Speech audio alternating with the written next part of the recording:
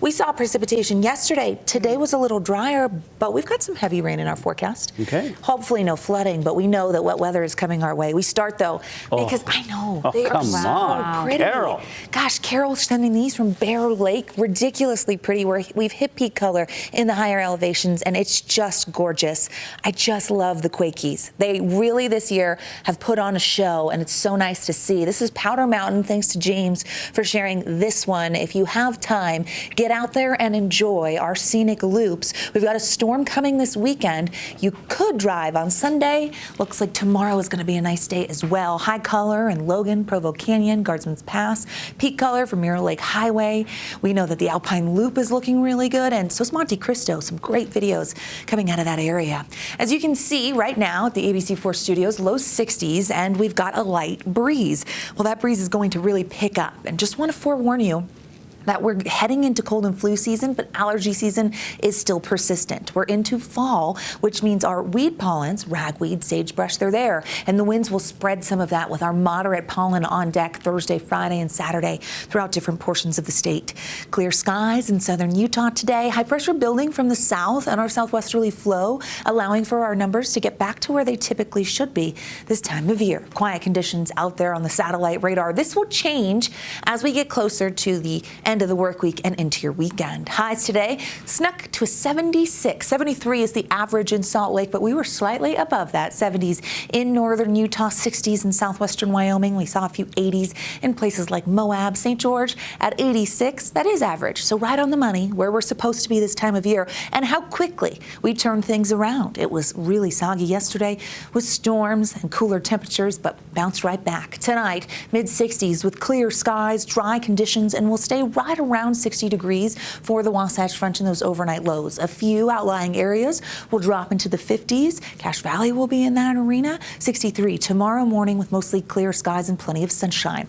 Look at that precip potential. Thursday, it focuses on the Pacific Northwest. We're keeping our eye on that because the storm system's moving in. It's going to bring breezy conditions as we head into our Thursday, an enhanced southwesterly flow, and we know that will aid in warmer air and warmer temperatures, especially on the western side of the state.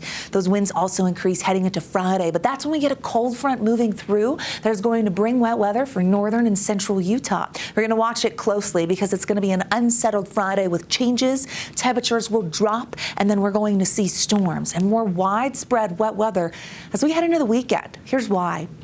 High pressure with our pleasant southwest flow in effect right now made for a wonderful Wednesday. Thursday's going to be nice. It's going to be warm and breezy, but we're watching that deepening trough off the Pacific Northwest. This low is going to move inland, and it's coming from the north, so it's grabbing cold air, Gulf of Alaska, pulling that cooler air into the Pacific Northwest, and then opening the door with a cold front for that to flood into the Beehive State. So by Friday, we're going to see some prefrontal moisture, then some isolated storms along the front, and then becoming more widespread with wet weather Friday night into Saturday when the cold front comes through. Behind the front, we're soggy, and we've got cooler air throughout the state. Now, even though wet weather will clear the latter half of your weekend and into early next week, we'll stay below average with cool temperatures. We stay a bit unsettled with that low to our west.